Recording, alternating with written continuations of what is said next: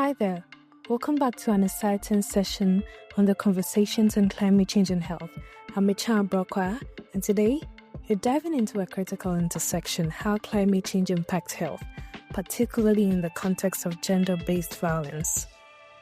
So as we observe the 16 days of activism against gender-based violence, it is very important to highlight how these issues are interconnected. The 16 Days of Activism Against Gender-Based Violence campaign raises awareness and advocates for the prevention of violence against women.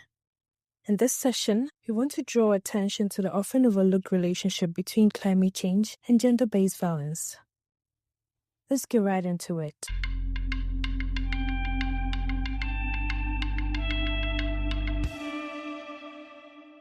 Now, climate change exacerbates health risks, especially for marginalized communities.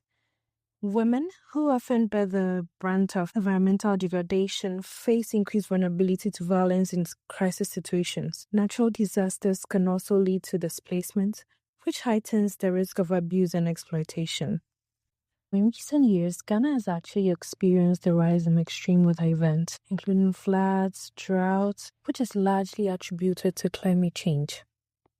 And these effects have profound implications not only on the environment and economy, but also for social structures and community dynamics. Understanding how these extreme events influence experiences of gender-based violence is essential for developing effective interventions and support systems. In Ghana, women and girls are frequently tasked with responsibilities such as fetching water, gathering food, and caring for family members. When disasters strike, these responsibilities can become very burdensome, leading to increased stress and tensions within households. In many cases, this heightened stress can lead to increased incidents of domestic violence.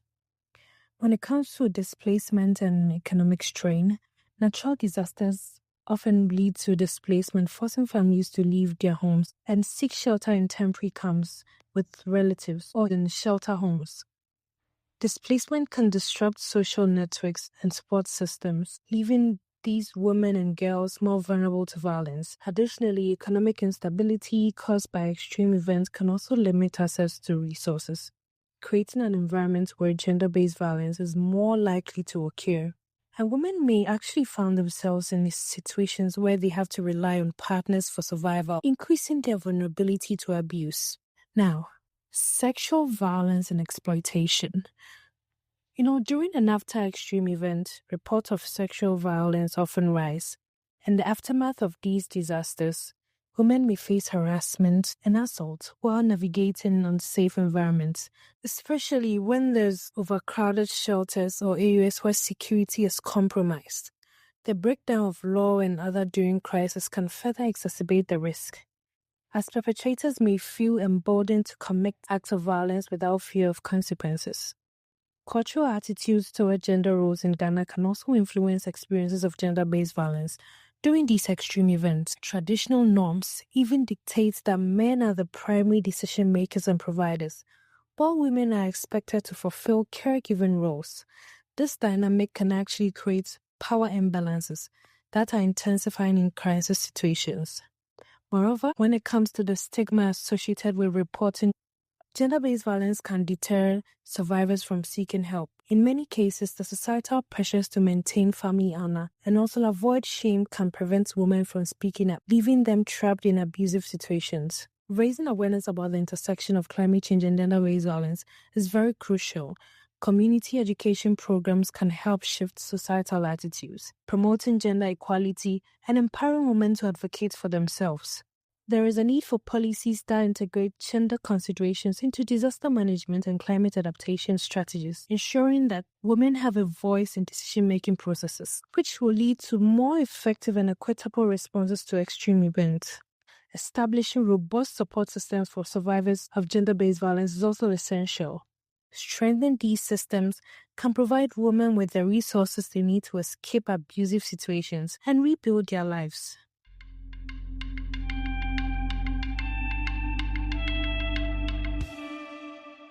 Now, let's quickly get to our research spotlight.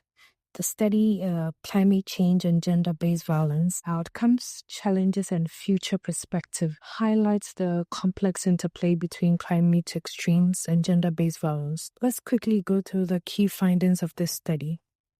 Now, exacerbation of gender-based violence by extreme events like floods, drought, and storms might not directly cause gender-based violence, but amplify existing risk factors, economic instability, resource scarcity, and social stress caused by these events can create conditions that enable domestic violence, sexual harassment, and exploitation. These effects are especially pronounced in areas with weak infrastructure and limited law enforcement. Women, girls, and sexual and gender minorities are disproportionately affected due to existing inequalities.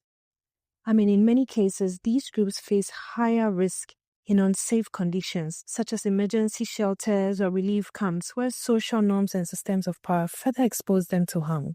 Social and cultural norms play a very crucial role in how gender-based violence manifests. For example, women defending environmental causes or challenging gender roles may face targeted violence in certain communities, especially where patriarchal systems dominate. The research goes on to highlight the importance of inclusive strategies in disaster management, such as creating women-only spaces and shelters, training emergency response teams on gender-based violence prevention, and also empowering women through community-driven initiatives. Interventions tailored to local contexts are also very critical for addressing these vulnerabilities. The study calls for further integration of gender-based violence considerations into climate adaptation strategies and underscores the need for cross-sector collaboration to address these challenges effectively.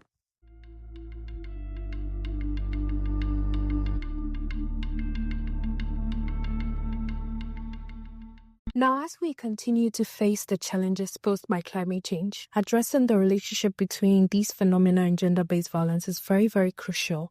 By understanding the dynamics at play and implementing targeted interventions, we can all work together towards a more equitable society where everyone is safe and supported, regardless of the challenges they face. The time to act is now. As the impact of climate change will only intensify, making it imperative to prioritize the safety and well-being of vulnerable populations. Be the change. Stop gender-based violence now. What are your thoughts on this? How can we raise awareness about this connection in our communities? As we wrap up today's episode, I encourage you all to engage with the 16 days of activism. And even beyond the 16 days of activism, share information, support local organizations, and participate in discussions. Together, we can create a safer and healthier world for everyone. Thank you for joining me once again on Conversations on Climate Change and Health. Don't forget to follow and share it with your friends. Let's keep the conversation going. I'm Echa Brokwa, and this is the Conversations on Climate Change and Health. Until then, I encourage you to observe the changes around you. How has these changes affected your health and the health of your community? A healthy population is the foundation for prosperity. Until then, stay curious, stay informed, and take action. Thank you.